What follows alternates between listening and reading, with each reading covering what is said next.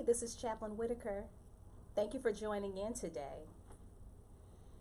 Thank you for joining in today. I'm excited about sharing my story. Today we begin stories and confessions of a formerly fatherless daughter, me. My story is not a story of tragedy. Some people could see it that way, but I am eternally hopeful. So my story is a story of hope, not only for me and my family, but hopefully for you. It's also a story of reconciliation. We had this ministry of reconciliation. Christ even died that we might be reconciled to the Father. So my story is a parallel story, a natural story and a spiritual story of a fatherless girl. I give honor and praise to my mother. She is a strong woman. She did a great job raising me and my brother. So I love you, Ma. Today I have an excellent storyteller. He's going to tell part of the story. This is my husband of 28 years, Brother Tony Whitaker, and he is going to share the initial part of my journey to find my father.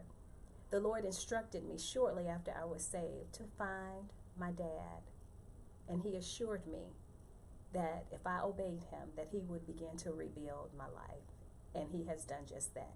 Let's say hey to Brother Whitaker. Hi. Let me start off by saying that when me and Doris first started dating, I obviously asked her about her father, and she let me know at that time. Excuse me. She let me know at that time that she had no relationship with her father, and she had never met him. And I didn't ask a lot of questions at that time because I can tell that was a issue for her. But I did let her know that anytime you are ready to go visit him, I will take you to him. And because I felt like that was important. So fast forward a few years, I was working out of state in Arkansas, and my wife called me, and she said, "Hey Tony, I got this phone number in Springfield, Illinois." I said, "Okay, who is it for?" And she said, "It's my dad." And I asked her, I said, "Well, what are you gonna do?" And she said, "I don't know." And I said, "Are you gonna call him?" And she said, "I'm scared." And I believed her.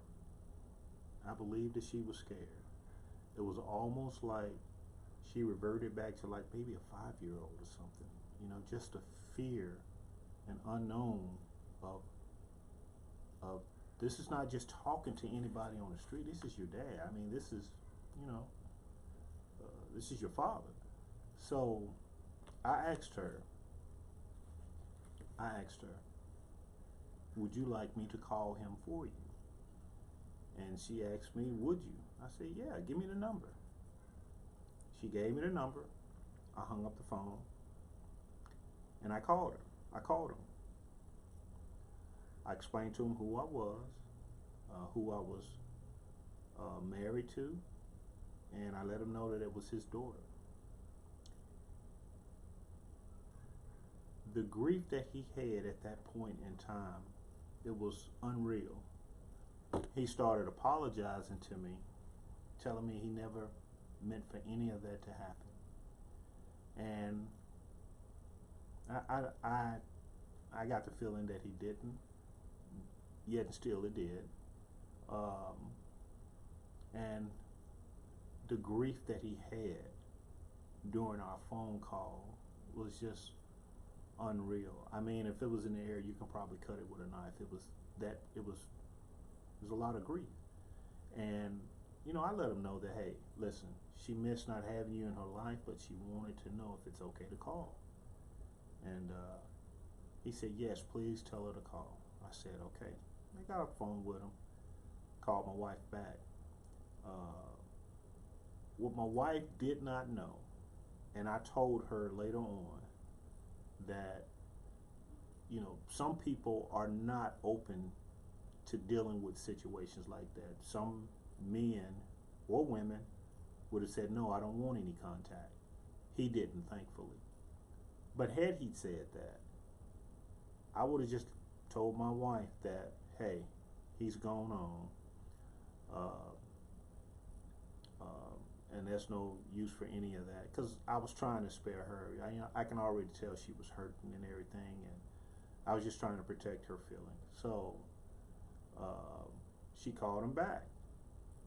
Obviously, I wasn't on the phone, and they talked for a few minutes, and shortly after, we made plans to go visit, and during those visits, during the planning, I understood a lot of stuff just by watching my wife, and how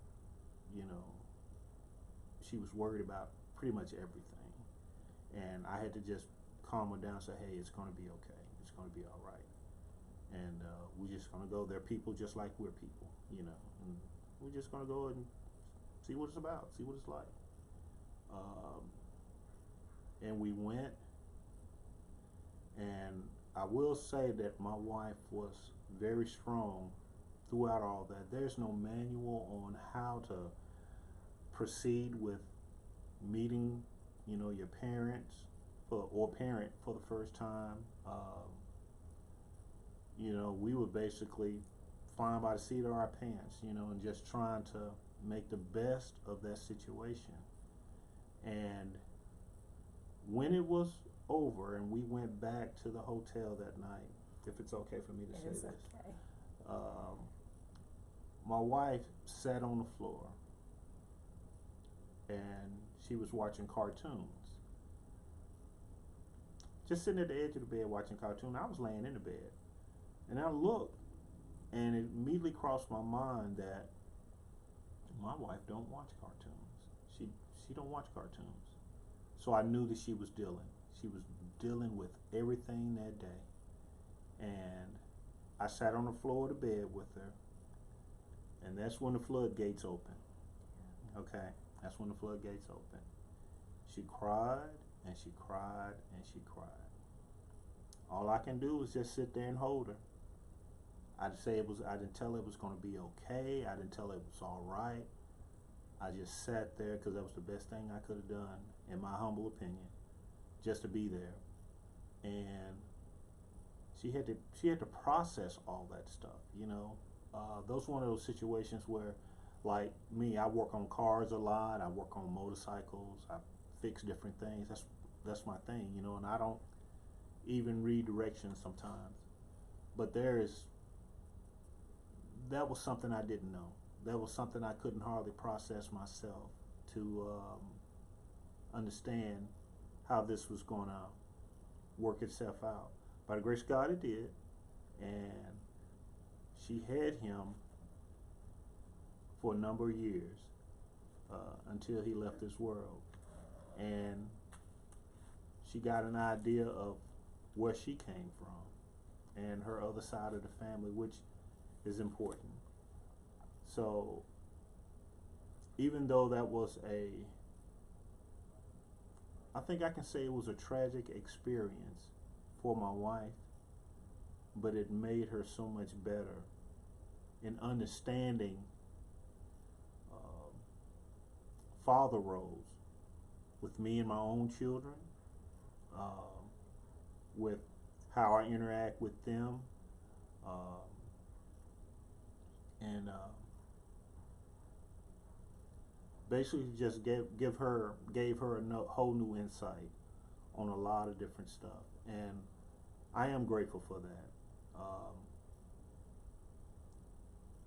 It was tough for her, but with the help of God, she got through it, and she can actually give people a testimony about how she met her father and how everything go. And I understand this is really a condensed version of it, because we went up there.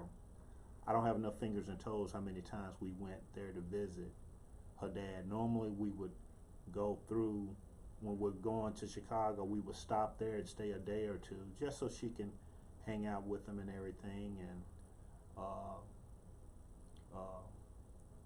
he got a chance to actually see all his grandchildren, and I can tell that that was something he was dealing with, because I cannot imagine not having contact with my child, then all of a sudden she pop up 30 years later. I can't imagine that. But for some people, that's their reality. That was my wife's reality. That was his reality, and they did the best they could in that situation. I think it was admirable for both of them, and I think they both worked really hard at it, more or less to forgive each other and to say, look, we lost a lot, but we're going to move forward from here, kind of thing. And that was my impression. That's what I saw. So when I got a chance to go, I enjoyed going. I enjoyed seeing my father-in-law. Never had one before, but again, it's my first marriage. What? My only my only I'm What? sorry. It's okay. But anyway, it was a good situation, and it helped me to be real humble in situations of being a parent myself. And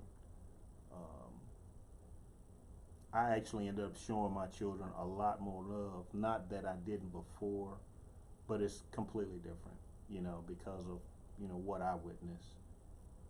But she came through it. And she's here today to give you her testimony. Thank you. I am here today. You said some key things. It was by the grace of God. There are many people like me. Common humanity. I'm not special. I'm not different. In fact, there's someone listening to me right now who's in that same situation. You don't know where your parent is. It may be a mother, or it may be your father. But if you desire the ministry of reconciliation on the natural level or the spiritual level, I persuade you to call on the name of God the Father, the Abba Father, our Father, which art in heaven, and ask him for help today. He's willing, he's able, he has a plan for you. So if you have a child out there that you've lost contact with, go get them before it's too late.